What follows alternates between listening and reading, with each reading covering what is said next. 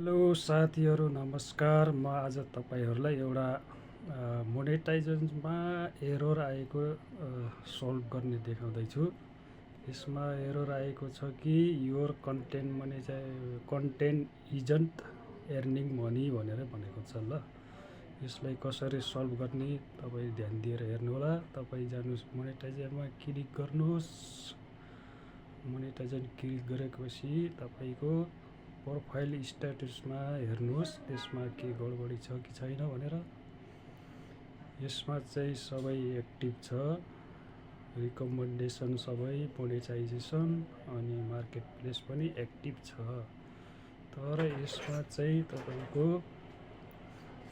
Error आएको छ। तपाईको मोनेटाइजेसनमा your content isn't earning money भनेर भनेछ। ल यसलाई सल्भ गर्नको लागि तपाई कहाँ जानुपर्छ भन्दाखेरि ब्याक जानुस्, कन्टेन्टमा जानुस्। कन्टेन्टमा गइसकेपछि यहाँ तपाईको रिल्स भिडियोहरुमा एरर आउन सक्छ। त्यसलाई चाहिँ तपाईहरुले चेक गर्नुस् तल तल सारेर कुनमा चाहिँ आइराखेको छ। म चेक गर्दै छु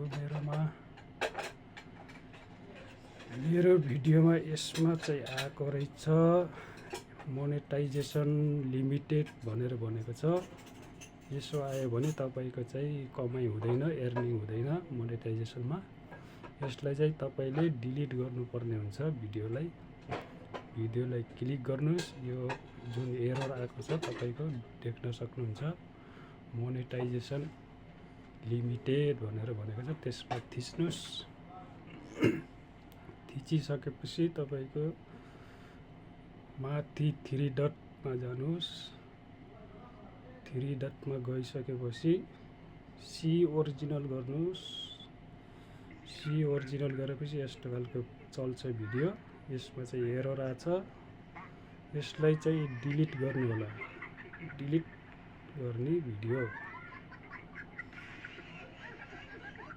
डिलिट गरिसकेपछि यो चाहिँ डिलिट हुन्छ। अनि तपाई ब्याक जानु, अरु पनि छ कि छैन चेक गर्नुस् तल तल। अरु त छैन होला, त्यति एउटा मात्रै आएको रहेछ। तल गइसकेपछि अब यसलाई रिफ्रेश गर्नुस्। रिफ्रेश गरिसकेपछि तपाईको फेरि रिफ्रेश गर्नुस्। रिफ्रेश गरिसकेपछि ड्याशबोर्डमा जानुस्। ड्याशबोर्ड गइसकेपछि तपाईको यसलाई हेर्नुस्। यो चाहिँ सल्भ भयो हेर्नुस्। यसरी तपाईले चाहिँ हटाउन सक्नुहुन्छ। Thank you.